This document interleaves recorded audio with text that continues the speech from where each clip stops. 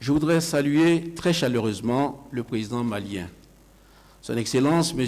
Ibrahim Boubacar Keïta, qui participe pour la première fois à nos travaux et dont la seule présence parmi nous est un témoignage éloquent de la victoire historique que le peuple frère du Mali vient de remporter.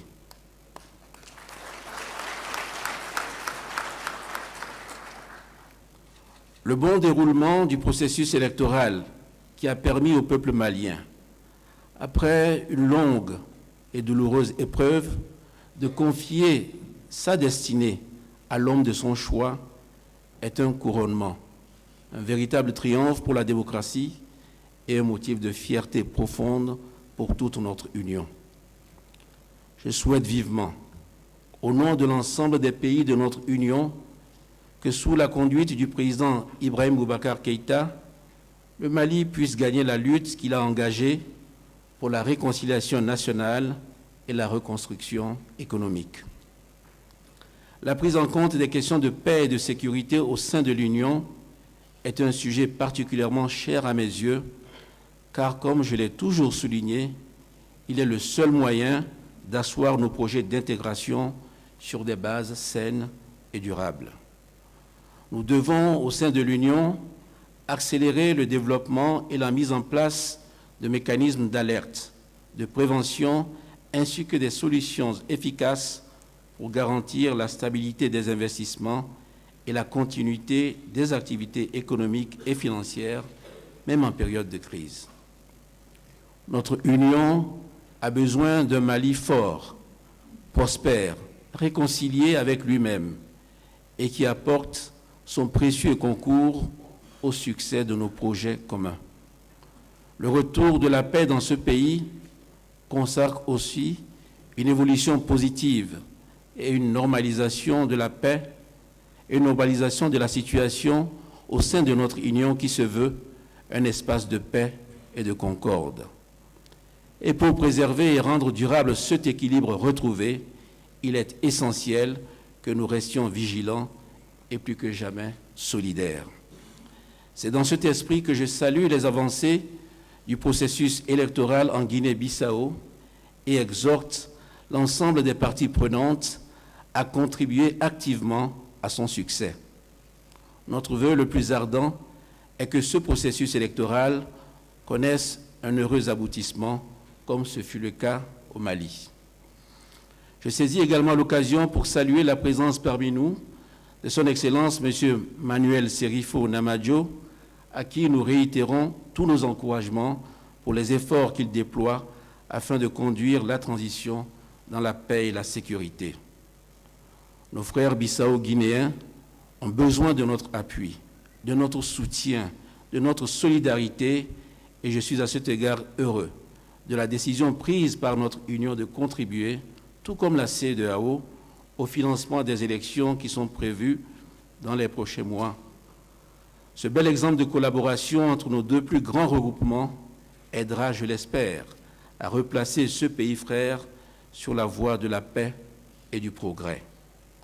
Nous devons tirer les leçons de nos expériences et créer toutes les conditions d'un avenir stable et prospère pour nos populations. Nous devons agir en amont pour que la croissance économique que nous souhaitons atteindre au sein de l'Union se traduise de manière concrète dans les réalités quotidiennes de nos citoyens. Lors de notre dernière rencontre, les menaces à la sécurité alimentaire ont été au cœur de nos préoccupations. Des progrès ont certes été enregistrés, mais la sous-alimentation n'a pas encore disparu de notre Union. Le travail du comité de haut niveau, présidé par Son Excellence M. Issoufou Mohamedou, nous a permis de définir les axes stratégiques de la relance de l'agriculture. Nous avons besoin d'avancer par rapport à la situation où nous nous trouvons aujourd'hui.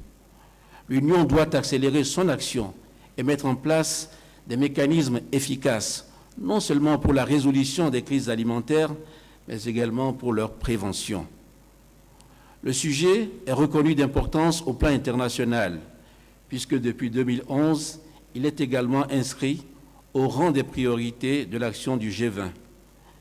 mais qui, mieux que l'UEMOA, est capable de proposer, dans le cadre d'une coopération internationale fructueuse, des solutions pertinentes, adaptées à nos réalités et aux attentes de nos pays, de nos économies et de nos populations. L'agriculture constitue une part essentielle du PIB de nos pays. Si nous voulons mettre fin à l'insécurité alimentaire, les solutions doivent venir de nous, car nous sommes les mieux placés pour reconnaître les modèles qui fonctionnent. Nous ne devons pas traiter le sujet comme un problème isolé. La sécurité alimentaire touche à de nombreux domaines essentiels à notre développement. J'aimerais qu'au sein de l'Union, nous soyons innovants en réfléchissant à des modèles modernes qui permettent d'organiser nos agricultures de manière à créer de nouvelles opportunités, des débouchés économiques dans les zones rurales, tout en prenant en compte les autres défis qui nous préoccupent. Les rapports entre agriculture, alimentation, développement et environnement sont des enjeux essentiels du développement durable. Nous devons donc avancer sur tous ces sujets de manière concertée afin d'optimiser l'impact de nos actions. L'indépendance énergétique est un défi majeur pour notre région et une condition indispensable au développement et à l'amélioration des conditions de vie de nos populations. Sur ce point, nous devons poursuivre les chantiers de l'Union dans une vision de long terme. Les statistiques établissent que l'électricité coûte encore 5 fois plus cher dans la zone UEMOA que dans d'autres parties du continent. La vétusté de nos parcs électriques génère des pertes élevées, tandis que la taille de la plupart de nos systèmes nationaux est trop petite pour attirer les investissements privés. L'initiative régionale pour l'énergie durable que supervise son Excellence M. Yahi Boni a défini une ambition claire à l'horizon 2030, celle de faire accéder l'ensemble des citoyens de l'Union à une énergie à bas prix au sein d'un vaste marché d'échange d'énergie électrique intégré et harmonisé à l'échelle de l'Afrique de l'Ouest, produisant une énergie propre et s'appuyant sur un partenariat public-privé dynamique.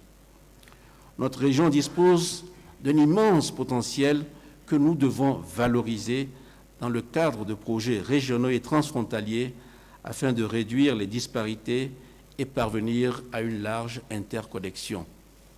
Je tiens à saluer les nombreux efforts de l'Union dans ce domaine et également à réitérer notre engagement pour réaliser les ambitions que nous nous sommes fixées.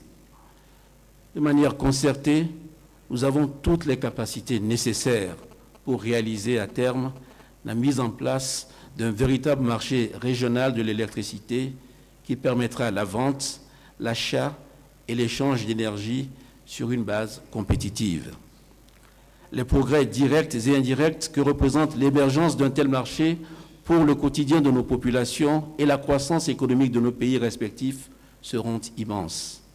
C'est la raison pour laquelle je voudrais nous engager à œuvrer sans relâche pour y parvenir.